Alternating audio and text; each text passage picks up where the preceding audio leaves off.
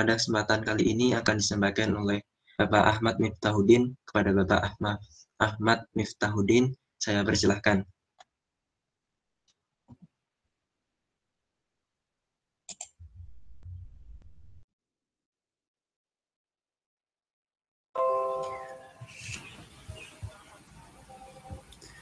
Assalamualaikum warahmatullahi wabarakatuh. Waalaikumsalam warahmatullahi wabarakatuh. Bismillahirrahmanirrahim. Alhamdulillah wassalatu wassalamu ala Rasulillah wa ala alihi wa sahbihi wa mawalah wa ba'du. Yang saya hormati Kepala Sekolah Unit Mentoring Agama Islam, Mas Prianggono ya, betul ya?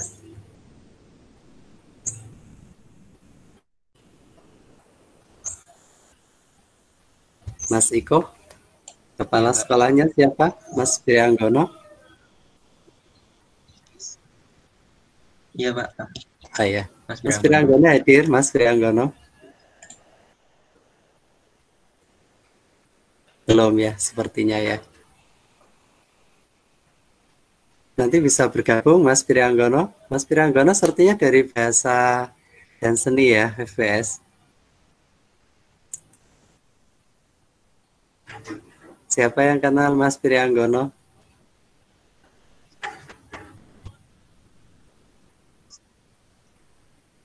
Iya, Pak. Iya, Pak, dari FBS. Berapa sekarang Mas Prianggono? Mas Prianggono semester 8 berarti, Pak. Selesai semester ini, lulus ya. Baik, yang saya hormati teman-teman, ini organisasinya apa? UMAI ya, Unit Mentoring Agama Islam ya. Betul Mas Iko? Betul ya, Iya, Mas Iko? Oh ya, ya.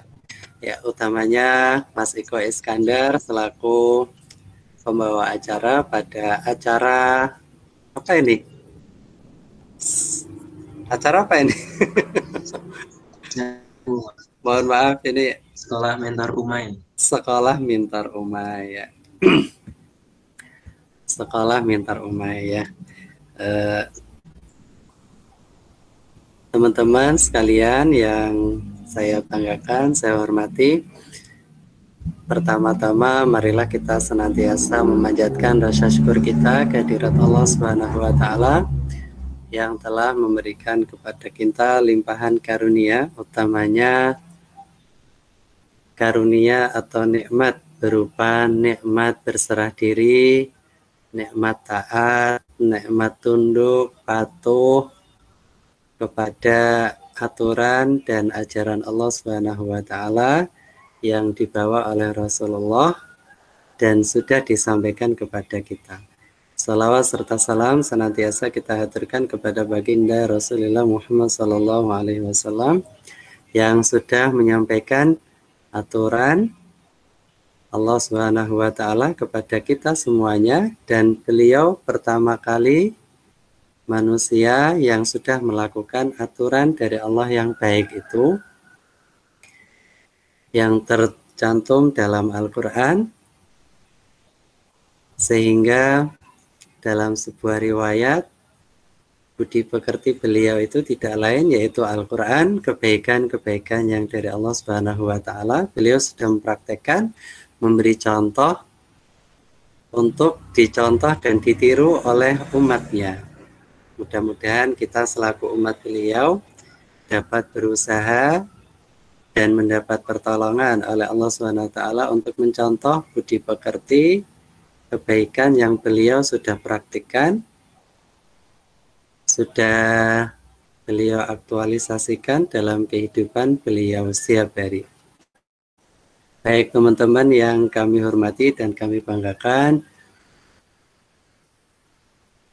kami atau saya pribadi menyampaikan terima kasih kepada teman-teman sekalian yang sudah memberikan kesempatan untuk saya atau kepada saya untuk menyampaikan beberapa hal materi pada pagi hari ini. Ini yang pertama, mohon maaf ya, Selain terima kasih, saya mohon maaf tadi ikut di peer teaching ada beberapa pertanyaan itu bukan nama saya, tapi tidak saya kirim ya kan. Dari kok peer teaching, mohon maaf salah, ini pretest ya. Pretest ya, saya ikut tadi ada beberapa pertanyaan. Lah pertanyaan tadi itu kalau saya perhatikan beberapa mengenai materi yang insya Allah saya berusaha untuk menyampaikan semampu saya. Yang pertama itu ada hablum minan nas ya. Setelah itu bagaimana perilaku kita, sikap kita kepada muslim maupun non muslim ya. Nah, ini nanti saya tidak tahu untuk sistematikanya apakah nanti ada diskusi atau tidak, ataukah nanti begitu penyampaian materi tanpa ada diskusi langsung ke post test, saya tidak tahu ya.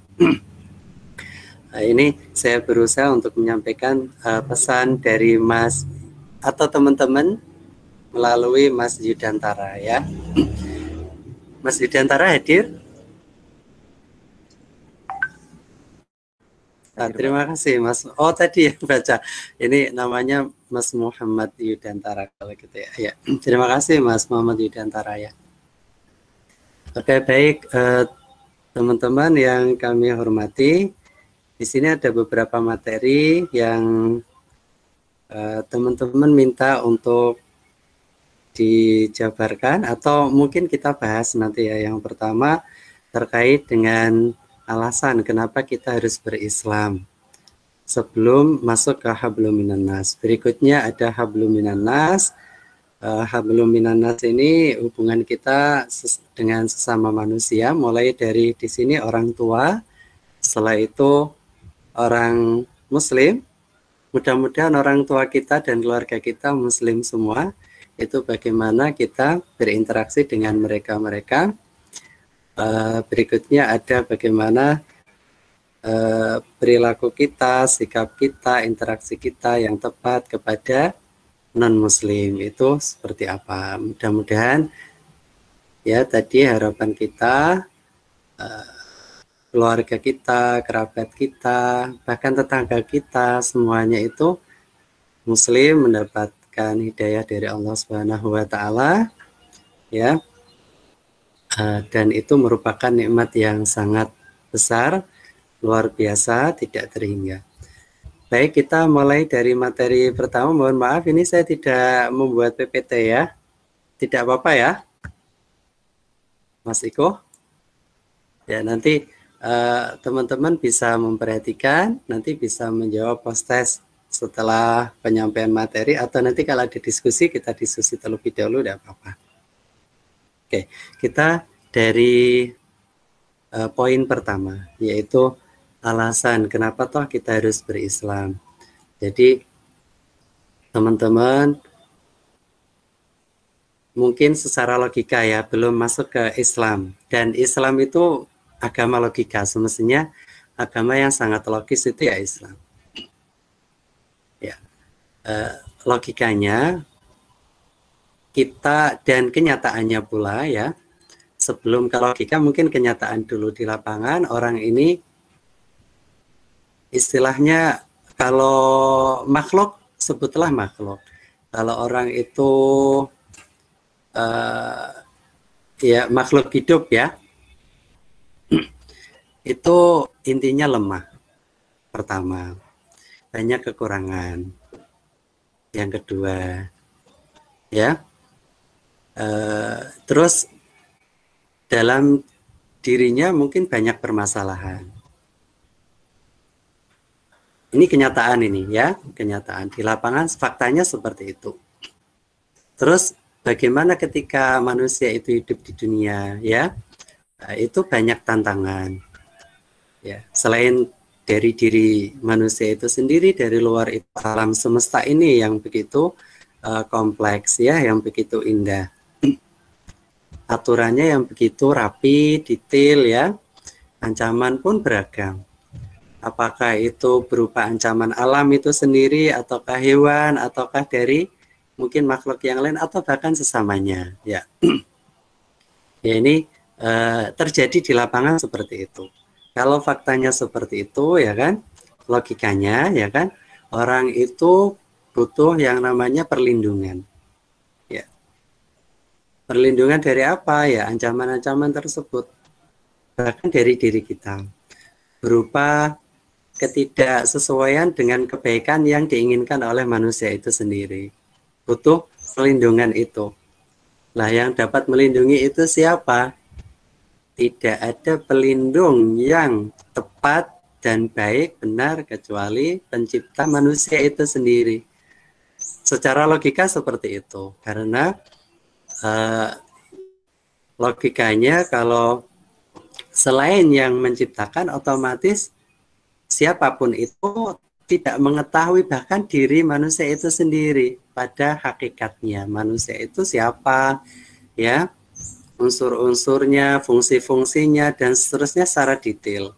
Nah, yang tahu tidak lain yaitu pembuatnya atau penciptanya itu sendiri. Itu yang dapat melindungi dari ancaman semuanya, baik itu dari dalam maupun dari luar. Logikanya semacam itu. Sekarang terus cari perlindungan kepada sang pencipta, penciptanya itu siapa? Mungkin pertanyaannya ke sana. Ya. Akal ini ada, kalau di Islam ya, ada golongan namanya Mu'tazilah. Akal ini kalau tidak ada nakal atau wahyu, kalau tidak menemukan penciptanya itu sudah berhak untuk dihukum. Ya, ya, karena Mu'tazilah ini ada bahkan sampai ia ekstrim terhadap akal. Apapun harus semua masuk akal logika. Padahal ada yang tidak bisa karena akal itu terbatas. Seperti halnya kekuatan yang diberikan oleh Sang Pencipta kepada kita semua, baik itu berupa tangan, kaki, mata, telinga, semuanya itu pemberian dan ada batasannya. Tapi Mu'tazilah yang ekstrim itu tidak mengenal bahkan menuhankan akal itu sendiri. Karena akal ini absolut, ya, itu kalaulah punya pendapat seperti itu. Akal, ya kan, tidak bisa menemukan siapa penciptanya, itu layak untuk dihukum. Ya, semacam itu. Nah, kalau Islam ini akal tidak bisa berdiri sendiri, tapi ia dibarengi dengan wahyu. Wahyu itu menuntun ya akal supaya bisa digunakan dengan baik. Di antaranya menemukan siapa Tuhan yang sebenarnya, siapa Sang Pencipta sebenarnya, yaitu Allah Subhanahu wa Ta'ala. Ya, yang akan memberikan semuanya, kebaikan-kebaikan semuanya, kurang lebih semacam itu. Ya, misalnya dalam diri manusia itu terdapat yang namanya keinginan-keinginan tidak baik. Nah, itu bisa diatasi dengan keyakinan akan adanya Sang Pencipta itu. Begitu juga yang dari luar, bahkan atau ancaman alam yang besar. Taruhlah itu gempa bumi, gunung meletus, dan seterusnya. Itu tidak akan jadi ancaman yang berarti untuk siapapun manusia yang punya keimanan yang kuat, yang baik. Akan adanya Sang Pencipta, di mana semuanya itu sudah aturan Sang Pencipta dan tidak bisa dielakkan. Siapapun punya keinginan Sang Pencipta itu tidak ada yang bisa mengalahkan. Kurang lebih seperti itu. Dari sini, kalau seseorang atau siapapun itu sudah menemukan Tuhannya yang benar, yaitu Allah Subhanahu wa Ta'ala, Sang Pencipta, mengatur, memberi rizki, dan seterusnya, ya, pemurah, pengasih, penyayang, maha besar, maha agung. Al-Jabbar itu yang maha pemaksa, ya. Terus apalagi Al-Mutakabbir, maha sombong, betul layak itu. Kalau tidak maha sombong, siapa lagi? Ya, Sang Pencipta itu. Semuanya ada Al-Muntakim yang maha, nanti maha menghukum, itu semuanya kalau ia ketahui, yang sudah disampaikan sekali lagi akal tadi tidak bisa berjalan sendiri, ia diiringi oleh wahyu untuk jalan yang benar. Nah ini nanti seseorang ia akan tunduk, patuh, tak diri kepada maha tadi, yaitu Allah Subhanahu wa taala. Itulah berislam. Tunduk patuh terhadap apa sekarang? Ya, itu namanya Islam. Islam itu tunduk. Kenapa? Karena memang ciptaan itu tidak punya apa-apa. Sekali lagi tidak punya apa-apa. Hak pun tidak punya kecuali kalau diberikan oleh Sang Pencipta itu sendiri, Sang Pemberi. Ya. Jadi ya pada hakikatnya ciptaan itu tidak punya apa-apa. Makanya tadi ya yang diciptakan itu namanya makhluk, atau kalau manusia lebih tepatnya ke hamba. Ya. Derajat hamba itu derajat yang benar, jabatan yang benar, bahkan yang paling tinggi karena kebenaran derajat atau pangkat itu di sisi Allah. Makanya tidak ada derajat pangkat lebih tinggi daripada hamba. Ketika seseorang itu memposisikan dirinya di hadapan Sang Khalik itu sebagai hamba, itu yang paling benar dan paling tinggi derajatnya. Siapa saja memposisikan dirinya lebih dari itu atau selain dari itu salah. Bisa dimengerti ya, itu sejatinya jabatan di hadapan Sang Pencipta. Itu ya makhluk itu kalau manusia itu hamba penyebutannya ya. Kurang lebih semacam itu. Makanya banyak sekali ayat-ayat ketika menjelaskan atau ia mengajak berbicara atau tadi sekali lagi menjelaskan hal-hal yang besar kepada Rasulullah, misalnya diturunkannya Al-Quran, itu sangat besar sekali. Wahyu tadi ya kan sebagai istilahnya penuntun akal untuk jalan benar, itu wahyu. Itu menggunakan kata abdun. Alhamdulillahilladzi anzala ala abdihi, ya itu ya Alkitab dan seterusnya. Terus ada lagi ketika ayat Isra Mi'raj untuk menerima ya kan wahyu atau perintah berupa wajibnya sholat. Baik buruknya, kalau kita udah masuk ke Islam ya. Perbuatan seorang muslim itu kan dilihat dari sholatnya. Yaitu pun ayatnya pakai subhanalladzi asra bi abdihi. Jadi tidak menggunakan kata rasul, tidak menggunakan kata nabi, padahal predikat itu mungkin bagi kita orang awam itu punya pikiran lebih tinggi, tapi di hadapan Allah itu derajat paling tinggi yaitu derajat kehambaan. Siapapun itu, termasuk setingkat Rasulullah, setingkat Nabiullah, Khalilullah, kekasih Allah dan seterusnya. Itu Allah menggunakan redaksi kata abad semacam itu. Dan banyak mufasir yang menafsiri sekali lagi tadi yang kami sampaikan, yaitu derajat kehambaan ya. Jabatan kehambaan itu jabatan yang paling tinggi di hadapan Allah. Oke, sekali lagi kembali ke Islam tadi, seseorang akan tunduk, patuh, berislam itu di situ. Dan orang itu tentunya ingin kebaikan, baik itu di semua kehidupannya, kehidupan di dunia ini, kehidupan di alam barzakh nanti, kehidupan di akhirat nanti, yaitu pinginnya baik. Tidak ada yang memberi manfaat atau kebaikan kecuali Sang Pencipta yang menciptakan dunia ini, alam barzakh, menciptakan akhirat. Tidak ada yang punya kecuali maha tadi ya, kurang lebih itu.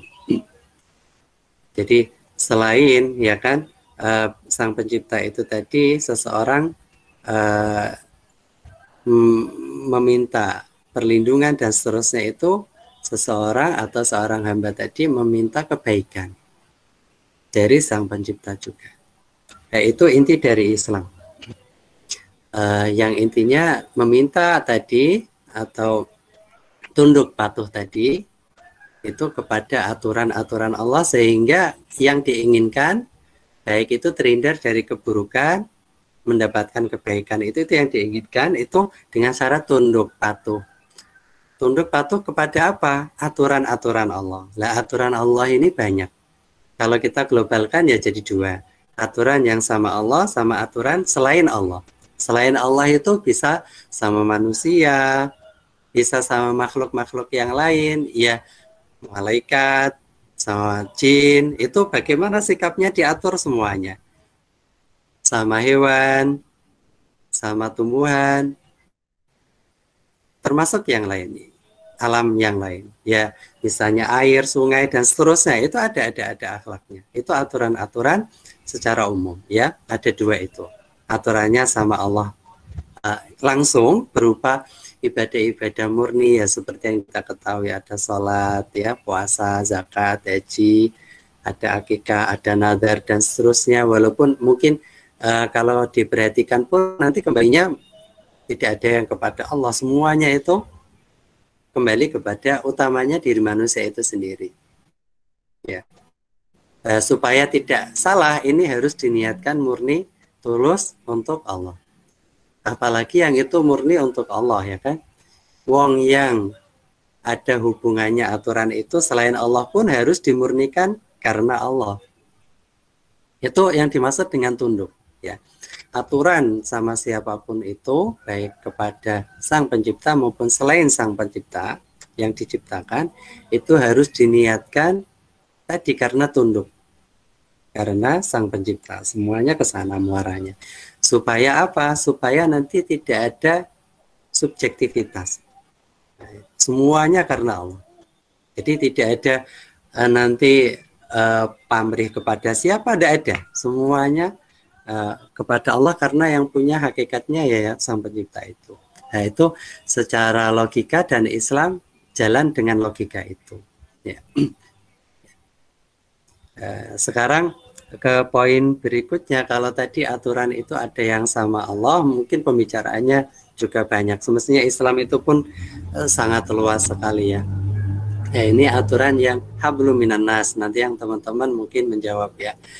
Jadi sekali lagi manusia itu tadi lemah, butuh yang lain dan seterusnya. Utamanya butuh, pada hakikatnya sih butuh kepada Allah.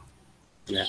Di antaranya Allah itu memberikan, kalau manusia ya tidak bisa hidup sendiri, bahkan berpasangan itu mulai dari penciptaan manusia pertama itu akhirnya diciptakan pasangannya, yaitu ibu kita Sayyidah Hawa, ya kan?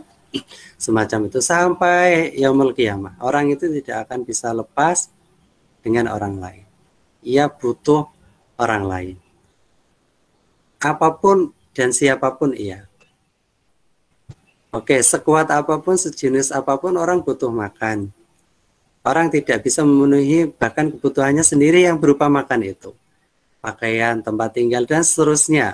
Itu yang sifatnya baru materi ya. Belum yang imateri misalnya, dan seterusnya. Rasa senang kalau tidak sama yang lain, apakah bisa? Saya kira tidak bisa. Dan seterusnya ya. Dan itu logis sekali.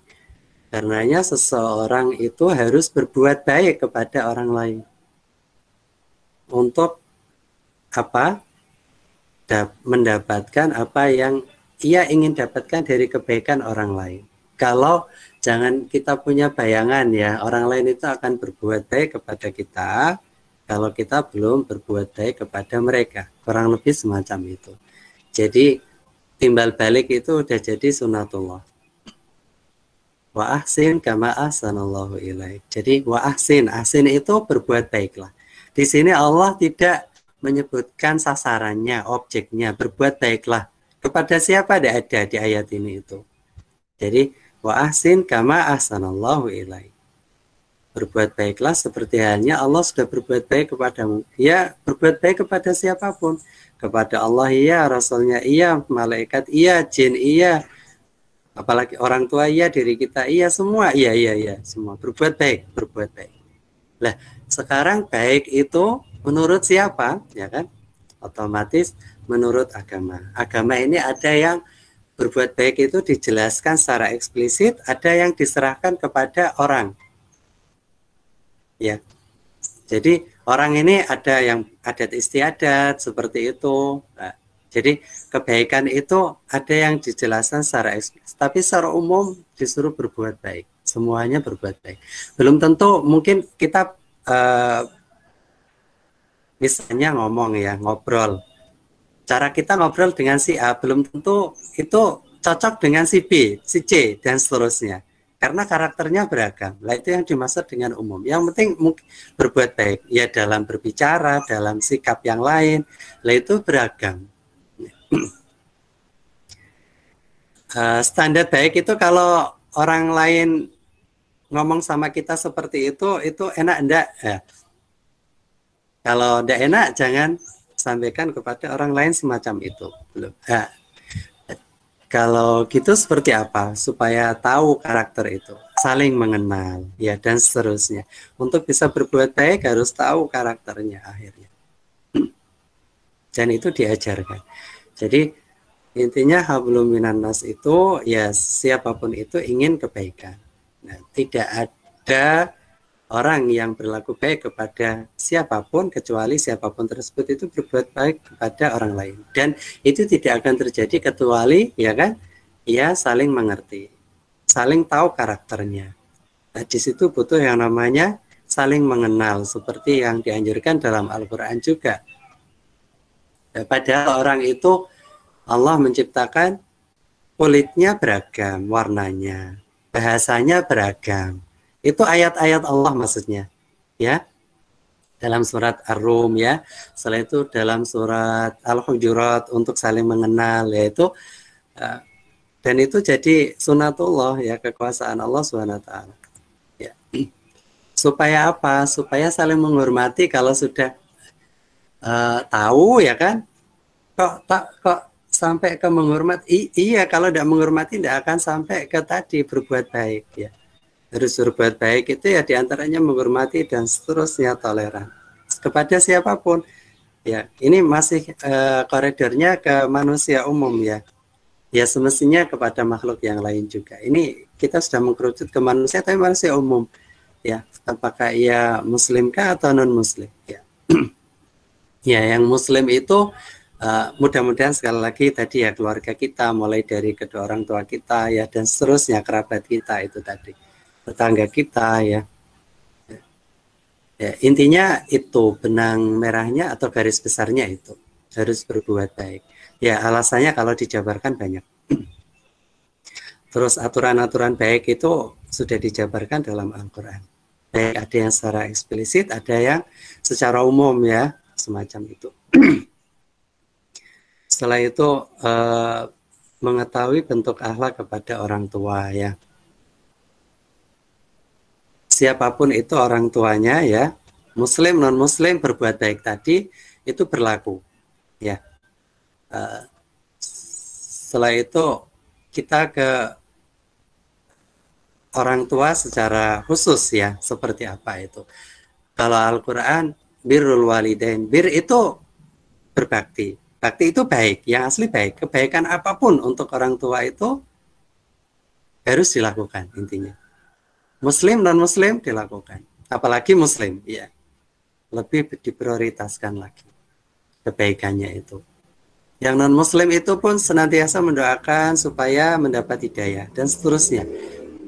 Dalam berinteraksi tidak boleh keluar dari koridor Islam, misalnya kata-katanya kasar, sikapnya tidak baik dan seterusnya. Itu kalau aturannya seperti itu. Yang muslim ya, kata birrul walidain, bir itu sendiri artinya ya tadi ya, bakti itu baik juga, artinya baik. Makanya laisal birru an tuwallu wujuhakum, tidaklah kebaikan itu, bir itu baik, kebaikan itu bukan artinya kepatuhan ya di sini. Tapi kalau ini istilah kita di dalam bahasa Indonesia ya, kalau sama orang tua itu istilahnya berbuat baik itu namanya patuh ya kan, atau tadi ya. Jadi berbakti kepada kedua orang tua. Bakti itu ya patuh, taat ya. Kalau siapapun itu yang asli, siapapun ya, muslim non muslim orang tuanya itu taat, pokoknya taat, kecuali satu, yaitu maksiat. Ketaatannya itu maksiat kepada Sang Pencipta itu tidak boleh. Itu saja, yang lainnya harus baik. Dan ketidaktaatan untuk maksiat kepada Sang Pencipta itu masuk kategori kebaikan. Kebaikan untuk siapa? Termasuk untuk orang tua itu sendiri. Kurang lebih itu. Caranya pun harus baik. Ya kalau tadi untuk berbuat baik itu harus tahu karakter, sama orang tua pun juga gitu. Karakternya harus tahu betul. Ya, sifat-sifatnya seperti apa dipahami betul supaya kita tahu, ya. Cara berbuat baiknya itu seperti apa. Oh, karakter orang tua saya itu misalnya pendiam. Dan seterusnya, kalau ada apa-apa itu seperti apa sikapnya. Dan itu harus dipelajari supaya sikap kita kepada orang tua itu benar baik. Ya. Dan kebaikan itu wujud terima kasih kita kepada siapapun, termasuk kepada Allah. Dan terima kasih itu hukumnya wajib. Syukur itu hukumnya wajib. Ya. Kurang lebih itu. Terus ada lagi poin bentuk akhlak kepada sesama muslim tadi. Ya, muaranya ke berbuat baik tadi sih, termasuk diri kita yang muslim mudah-mudahan sampai akhir hayat kita. Sama teman kita, tetangga kita yang muslim, bahkan orang yang kita tidak tahu sebelumnya tapi ia muslim, tahu-tahu oh ternyata muslim. Ya, siapapun itu yang muslim karena disatukan oleh misi yang sama, tujuan yang sama, bahkan untuk praktik-praktik ibadahnya pun sama dan seterusnya sama, banyak kesamaan sekali, ya. Itu jadi apa? Jadi hal yang mengakrabkan kita kepada siapapun tadi yang muslim untuk kita berlaku baik kepadanya. Mulai dari menyapanya, berkata perkataan yang lemah lembut, santun dan seterusnya, tidak menyakiti, sikap termasuk. Ya. Sikap ini beragam. Ya, kurang lebih semacam itu. Yang non-muslim sekarang mungkin ya. Kalau muslim mungkin kita sangat paham sekali. Yang non-muslim pun saya kira banyak yang diketahui aturan-aturan itu. Atau bahkan teman-teman bisa mengetahui dengan baik. Di antaranya tadi secara umum itu berbuat baik kepada non-muslim itu. Walaupun ada batasan-batasan selagi non-muslim itu tidak memerangi kita ya, tidak membahayakan kita ya, itu tidak ada alasan untuk tidak berbuat adil. Bahkan musuh pun ya kan ketika itu masuk ke ranah pengadilan ya, itu tidak boleh kita kedepankan permusuhan kita mengalahkan keadilan yang harus ditegakkan. Itu dalam Islam semacam itu. Bahkan keadilan ketika ditegakkan itu banyak sekali, ini sejarah dan itu terjadi. Orang yang non-muslim itu akhirnya karena keadilan yang dibawa oleh Islam itu tidak slogan saja dipraktekkan, akhirnya banyak yang masuk Islam. Ya mulai Rasulullah sendiri dan seterusnya.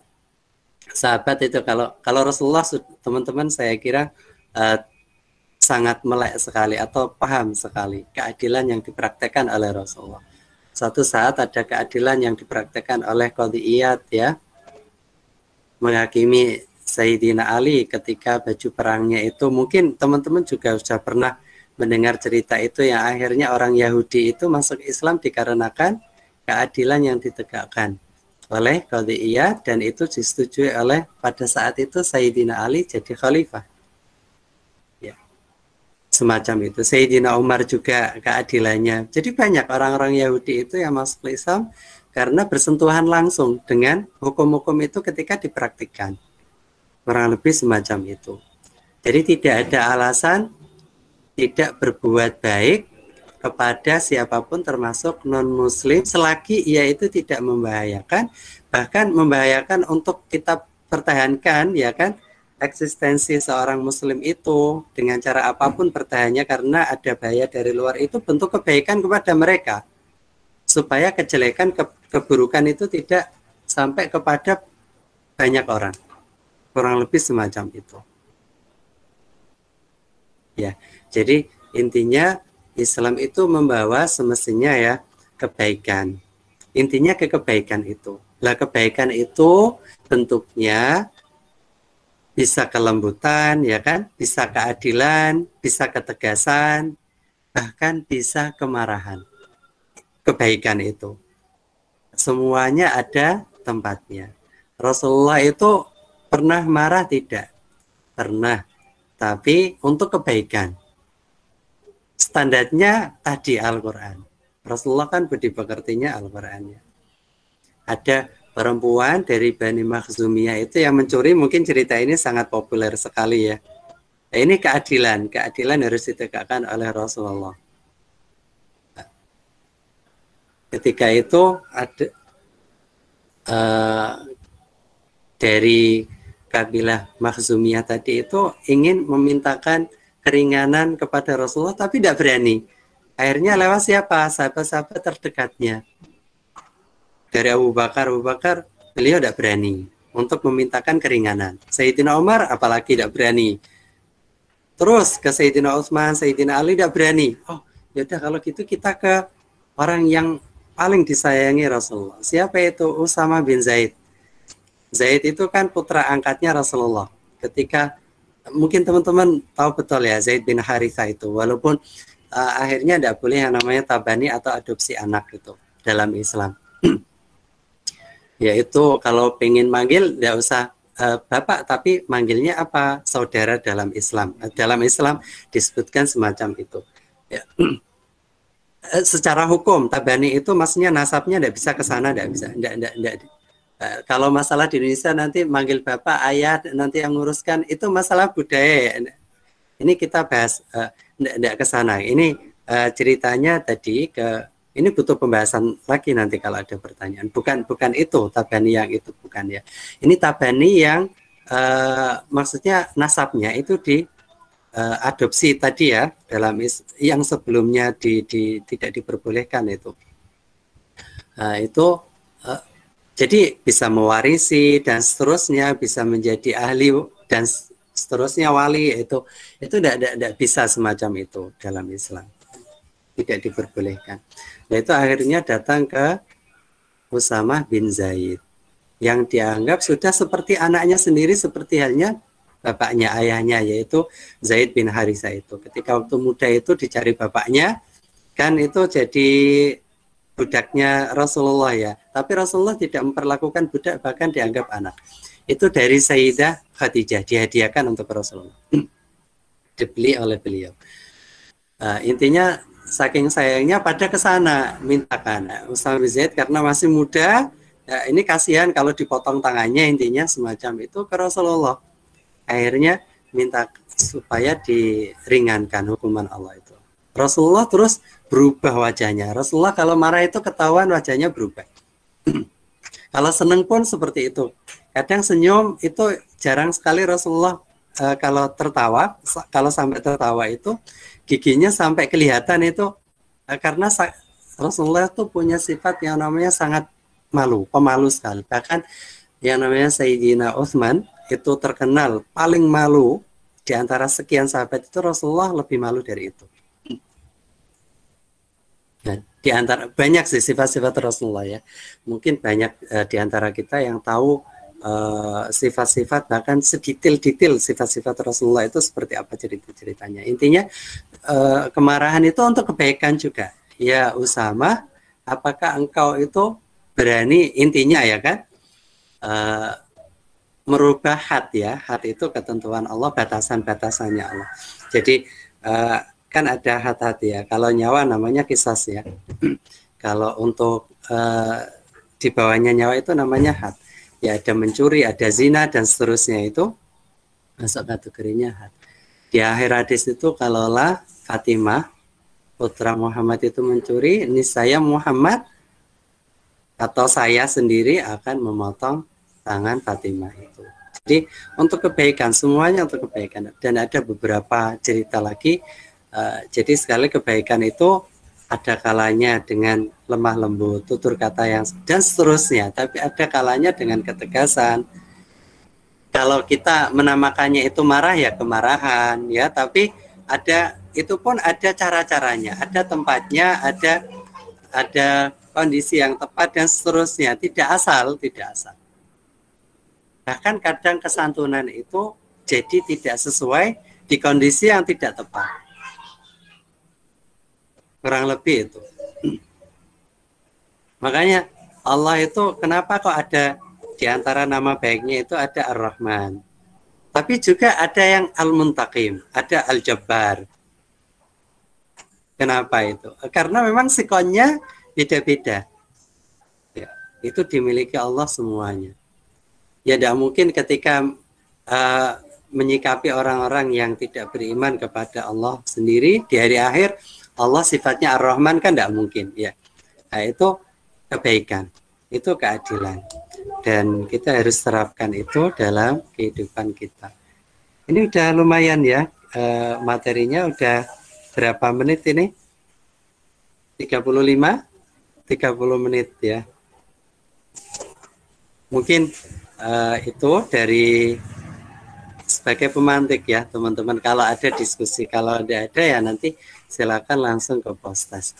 Kurang lebih itu mudah-mudahan yang singkat ini menjadi pengingat kita ya kan akan kebaikan yang dibawa oleh Rasulullah untuk disampaikan kepada umatnya, termasuk kita. Kurang lebih ya itu teman-teman ya.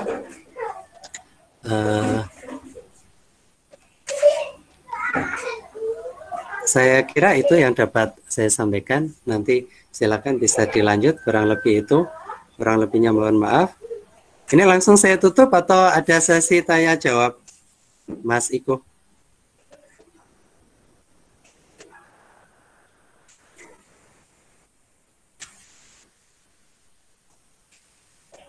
Halo, Mas Iko? Atau yang lain, Mas Muhammad Yudhantara?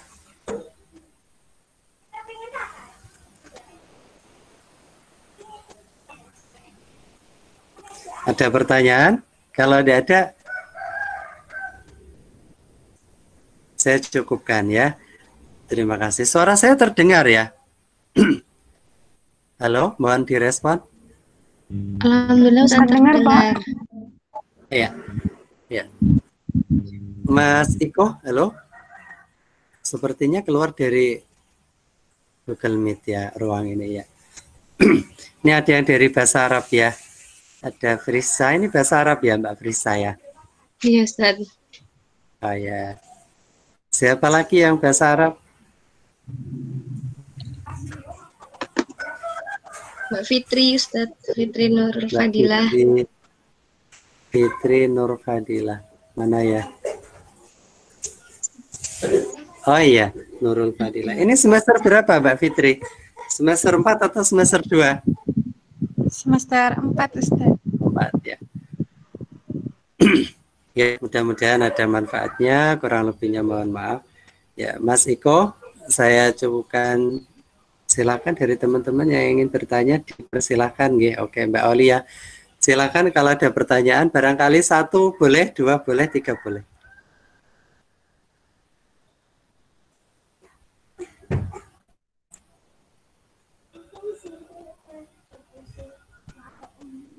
Sepertinya cukup ya, jelas.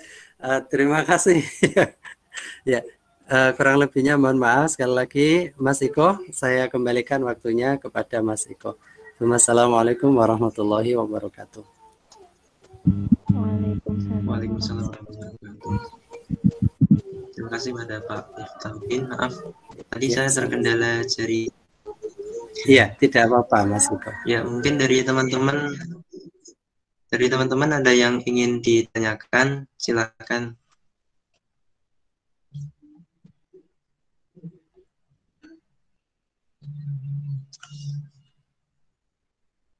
Atau tadi udah sesi tanya jawab ya?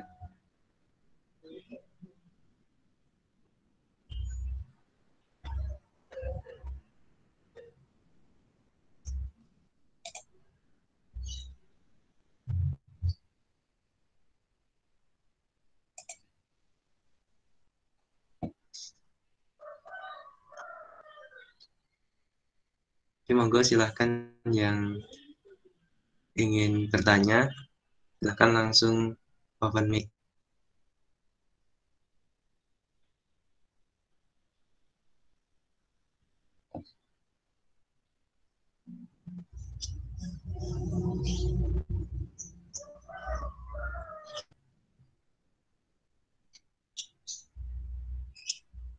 Mungkin belum ada yang ingin bertanya ya.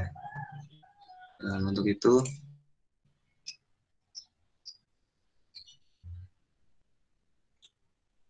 silahkan kepada mentor untuk mengisi pretest. Silahkan kepada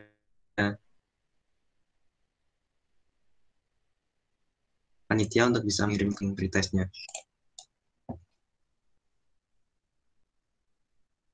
Oh, ini ada yang bertanya, maaf, di lewat chat ya.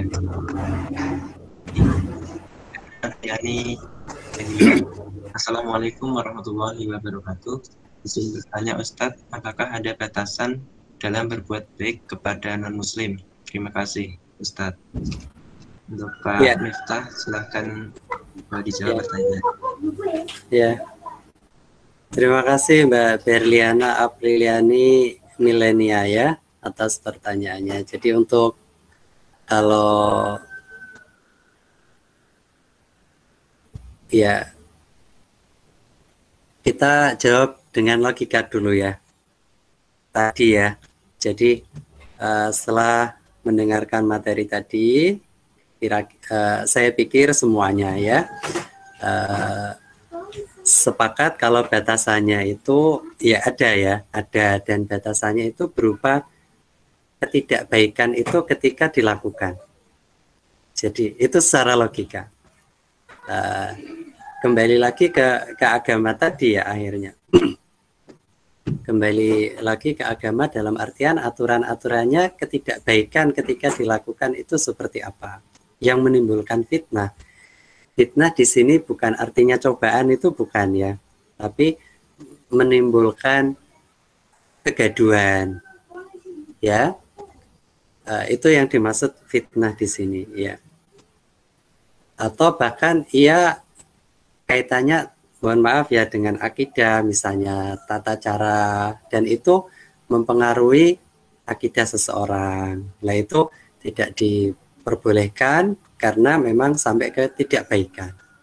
Nah, jadi batasan secara umum itu ya ketidakbaikan ketika dilakukan atau tidak dilakukan. Ya intinya ke sana. Batasan-batasan itu barangkali Mbak Berliana bisa memberi contoh konkretnya mungkin ya. Kalau pertanyaannya umum seperti ini, jawabannya tadi batasannya mendatangkan ketidakbaikan ketika dilakukan, sebaliknya ya, atau dilakukan. Bisa dimengerti ya, Mbak Berliana ya. Taruhlah yang ekstrim ini, ekstrim ya. Misalnya hari ya nanti kebalikannya juga ya. Hari Minggu itu kan ada misalnya taruhlah ada perayaan besar ya, misalnya Paskah atau apa hari-hari tertentu misalnya, dan orang Islam itu pinginnya menghormati misal ya ini kaitan dengan akidah, apalagi tokoh agama akhirnya ya ikut ritualnya ya mungkin ritual secara detail. Kalau kita misalnya sholat id lah, nah, orang non muslim ikut sholat id misalnya, kalau sampai ke sana itu ketika dilakukan itu kan menimbulkan ketidakbaikan. Bisa dimengerti ya. Atau ketika tidak dilakukan menimbulkan ketidakbaikan juga. Misalnya ya sama orang muslim itu bertutur kata, ini yang tidak memusuhi, tidak ada apa-apa ya tetangga kadang kan ada ya. Atau ia tidak kenal atau taunya pokoknya non muslim. Ya tutur katanya pun baik. Nah, ketika tidak dilakukan itu akan menimbulkan ketidakbaikan. Itu batasan-batasannya juga. Kebalikannya seperti itu. Yang semestinya itu berbuat baik ya tutur katanya tadi ya kan, itu batasan-batasannya. Itu juga tidak berbuat baik maksudnya. Paham toh ketika tidak dilakukan. Jadi yaitu logikanya untuk kebaikan-kebaikan itu tadi. Nah, begitu juga ketika yang non muslim tadi. Ya. mengganggu, tidak menghormati, ya sama ketika orang Islam mengganggu, tidak menghormati, itu batasan-batasan juga. Ya, ketika dilakukan ya mengganggu tadi dan seterusnya itu atau berkata kasar, ya, itu akhirnya tidak sampai kepada kebaikan. Ya, kurang lebih itu. Mbak Berliana ya. Ya, terima kasih. Ya, baik, terima kasih Ya, Ustadz. sama-sama.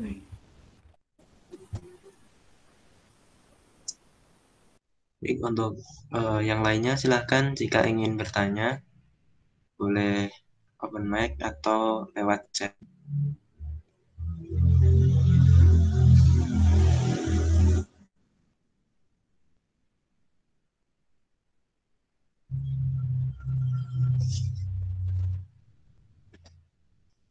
Mungkin cukup ya jika tidak ada yang bertanya.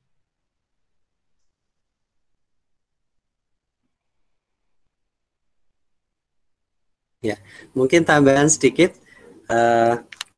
Tadi untuk contoh ya, misalnya ada orang Muslim masuk ke tempat ibadah non-Muslim tertentu, ya dengan tujuan menghormati dan seterusnya, tapi menimbulkan misalnya fitnah ya, ia mengikuti prosesi dan seterusnya. Tadi karena apa namanya, dan itu kadang kita melihat toh. Yang ingin saya sampaikan di sini sikap kita. Kalau kita ya mudah-mudahan kita tidak melakukan hal yang intinya menimbulkan fitnah di kalangan banyak orang, intinya semacam itu. Tapi sikap kita terhadap ketika ada orang seperti itu tidak lantas kita langsung memprovokasi terus jadinya tambah ricuh, tidak baik. Ya, semestinya diselesaikan dengan baik. Intinya seperti itu. Dan itu butuh yang namanya hati yang besar. Butuh toleran yang betul-betul ia menghargai dengan cara ditelusuri ada apa toh sebenarnya. Jadi bukan intinya memperkeruh, kalau itu masalah ya, dianggap masalah itu memperkeruh masalah, memperbesar, itu tidak.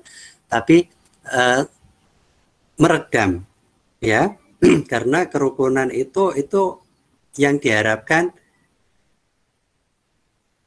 oleh Islam. Rasulullah di Madinah itu tidak semuanya Muslim, tidak semuanya satu keyakinan, tapi berusaha untuk merukunkan penduduk Madinah itu, siapapun ia, latar belakangnya apapun, dirukunkan. Ya, karena dari kerukunan itu Islam itu bisa berkembang.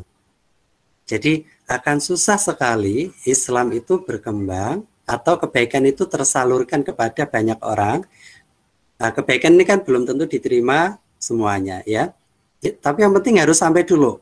Nah, ini bisa sampai itu kecuali bisa sampai dengan baik itu kalau keadaannya itu aman, baik, rukun. Kalau tidak rukun itu susah.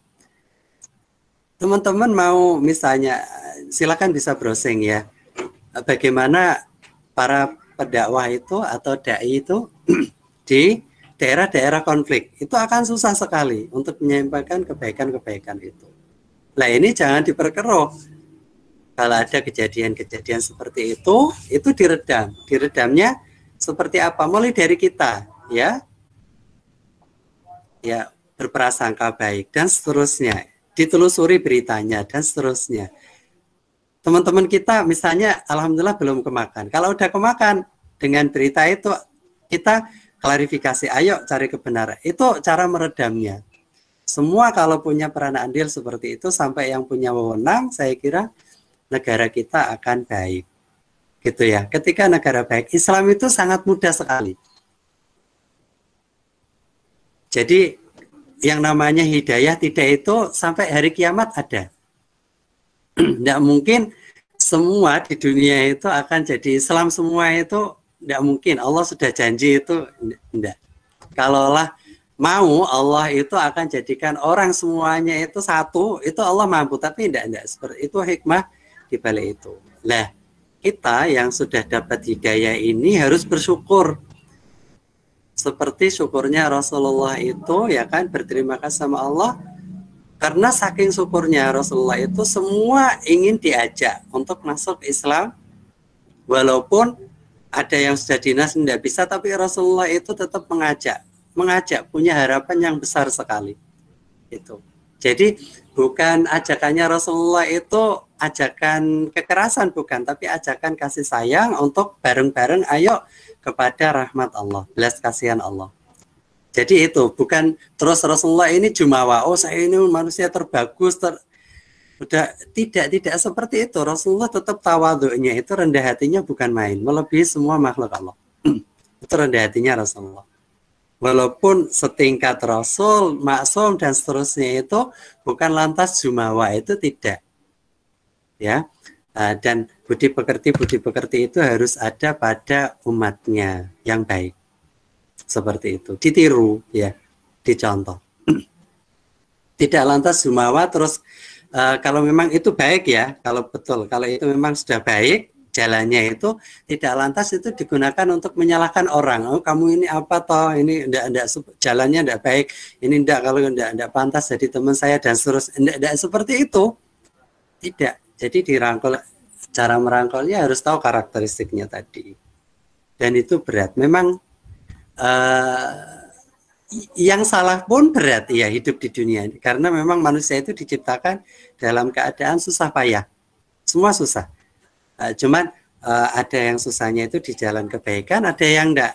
Nah yang sudah kebaikan nih perlu patut bersyukur. Cara bersyukurnya tidak untuk dirinya sendiri, tapi yang lain juga seperti itu diajak. Ya. Nah, ngajak ini tidak mungkin dengan kekerasan. Ngajak pakai kekerasan ya pada tidak mau, yang kebaikan aja belum tentu mau, apalagi yang kekerasan seperti itu. Ya, mungkin ini tambahan ya. Jangan sampai kita jadi pelopor provokatornya, itu jangan sampai. Wah ini bahaya. Bisa dimengerti ya. Bahkan tadi yang tidak baik itu akhirnya jadi malah besar. Itu dalam aturan berdakwah tidak dibenarkan. Jadi ingin mengubah ketidakbaikan jadi baik, tapi dengan cara yang tidak baik, akhirnya tidak baik itu jadi membesar. Itu tidak boleh. Itu satu kesalahan sendiri dalam mengajak. Bisa dimengerti ya? Ya. Ya mungkin itu tambahan ya.